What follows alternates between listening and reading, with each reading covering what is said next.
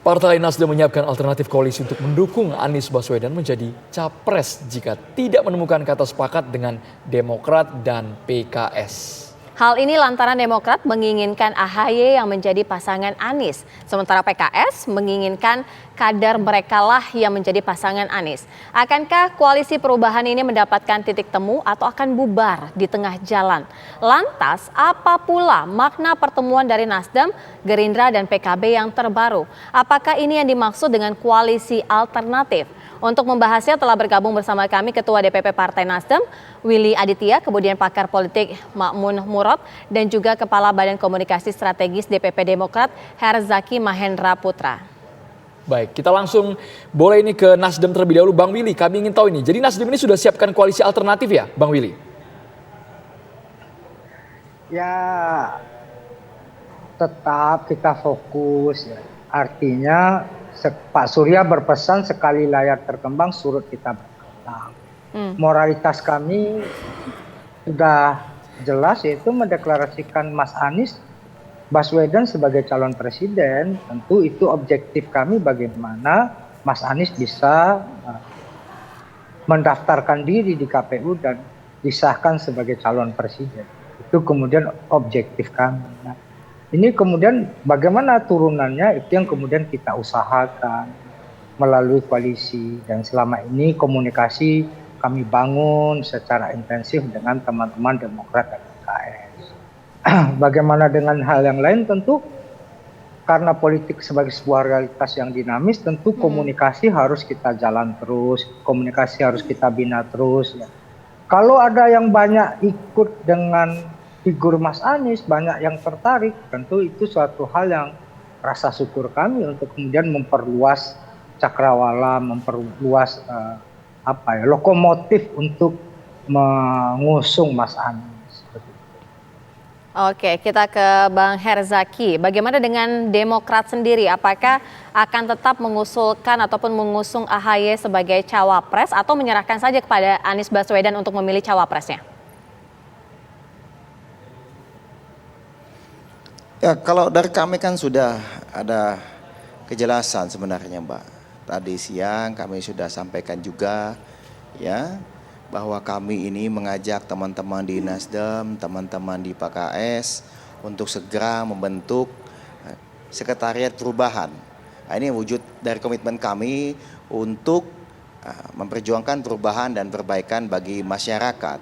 Nah, harapannya tentu kan dengan sekretariat perubahan ini nantinya para ketua umum partai politik bisa bertemu lalu kemudian semacam menandatangani nota kesepahaman ya atau MOU yang merupakan wujud dari komitmen kita sama-sama bertiga partai politik ini untuk memperjuangkan perubahan dan perbaikan ya, bagi masyarakat, bangsa dan negara, baik di bidang ekonomi, kesejahteraan sosial, penegakan hukum, ya, demokrasi dan keadilan gitu. Serta tentunya di dalam nota kesepakatan ini atau kesepahaman ini kami juga akan mendorong agar baca presnya segera memutuskan memilih siapa bacawa presnya gitu kira-kira, Pak.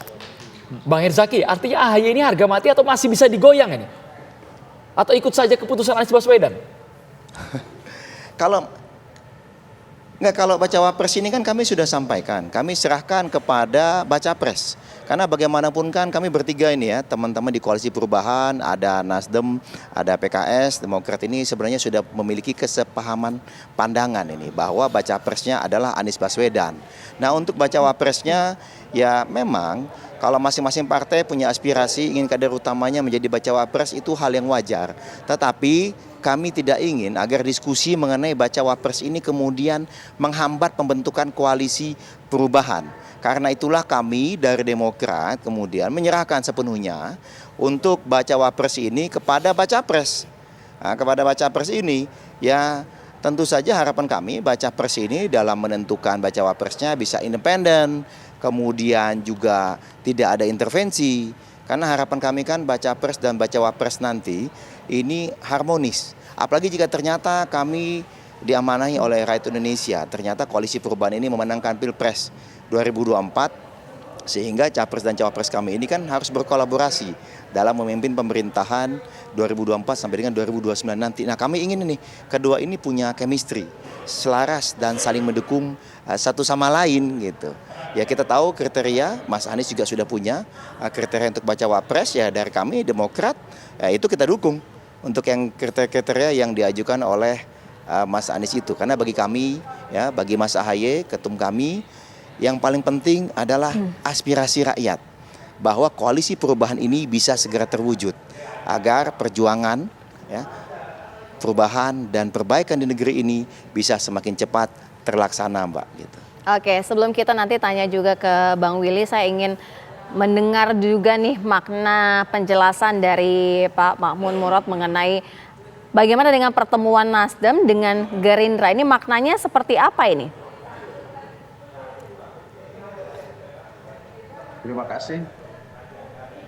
Ini tadi saya tidak dengar dengan baik ya Mas Willy maupun Mas Herzaki itu ya. Oke. Saya coba melihat begini Mbak. Ini kan saya melihat ya. Kalau saya yang pertama begini. Saya berharap koalisi ini terjadi. Yang disebut sebagai koalisi perubahan itu bisa lahir. Konteksnya tentu jangan sampai 2 pilpres yang terakhir nanti hanya akan ada 2 pasangan. Dan sudah terbukti berbahaya, madorotnya lebih banyak karena berhasil membelah masyarakat secara ekstrim. Maka kalau koalisi perubahan ini lahir, sangat mungkin nanti akan ada 3 pasangan calon presiden dan wakil presiden. Yaitu pasangan dari 3 partai ini, dari Nasdem, kemudian Demokrat dan juga dari PKS. Kemudian yang kedua saya berharap nanti dari Gerindra dan PKB, dan kemudian nanti sisanya itu akan ada 1 pasang lagi. Tapi kemudian kalau melihat pemberitaan termasuk juga info-info yang sangat terbatas, memang ini sepertinya koalisi perubahan itu sangat alot gitu kan untuk menentukan. Calon presidennya sudah, tadi Demokrat sudah mendeklarasikan. Tapi kemudian kalau 2 ini maju pun tidak cukup juga. Ini problemnya karena jumlah suara itu di antara 3 partai ini selisihnya sangat sedikit. 9,05 itu Nasdem, kemudian PKS itu 8,21 dan kemudian Demokrat itu 7,77. Jadi sangat dekat sekali. Menafikan atau menegasikan salah satunya pasti koalisi ini tidak bisa, kecuali harus mengambil salah satu partai yang lainnya, gitu kan? Nah ini yang kemudian saya melihat ini yang membuat koalisi ini agak lama meskipun sudah digalang pembicaraannya itu sudah cukup lama. Saya kira Mas Willy pada beberapa waktu yang lalu juga sudah ngomong ini nanti segeralah kita akan ada deklarasi. Tapi baru sampai saat ini kan baru katakanlah 2 yang mencapai kata sepakat gitu kan, Nasdem sama Demokrat gitu kan. Nah tinggal PKS yang masih belum. Nampaknya kalau tadi saya mendengar sepintas apa yang disampaikan oleh Mas Herzaki, ada kata jangan diintervensi, jangan kemudian ditekan-tekan. Ini memang menandakan bahwa akan alot pada posisi calon wakil presiden. Karena kita tahu dari Demokrat tentu akan berupaya semaksimal mungkin untuk bisa menggolkan Mas AHY untuk bisa naik sebagai calon wakil presiden. Sementara PKS juga tidak mau diam, berusaha untuk mengusung Mas Heriawan itu ya, untuk bisa maju sebagai calon wakil presidennya. Nah ini harus ada kelegowoan. Prinsipnya saya kok berharap betul koalisi ini terbangun. Nah di sini memang harus ada kelegowoan. Tidak boleh ada yang satu dengan yang lainnya saling menafikan, gitu kan? Bahwa bicara soal pilpres, kemudian nanti ada koalisi, ya hitungannya nanti pasti akan ada katakanlah politik dagang sapi dan lain sebagainya. Dan itu hal yang lumrah, gitu kan? Nah, ini 3 partai itu tadi perolehan suaranya sangat berimbang. Sementara kalau kita lihat itu misalnya Gerindra dengan PKB itu sudah cukup. Kalau Pak sudah Mamun. dua kan tinggal pasangannya itu kan selesai itu Pak kan. Mahmud, Oke. menarik ini. Kalau Bapak sudah menyinggung soal sinyal pertemuan dengan Gerindra dan juga PKB, apakah ini sebagai potensi koalisi alternatif karena begitu alotnya tarik-tarikan antara Demokrat, Nasdem dan juga PKS. Sesaat lagi ditanggapi hanya di Kabar Petang.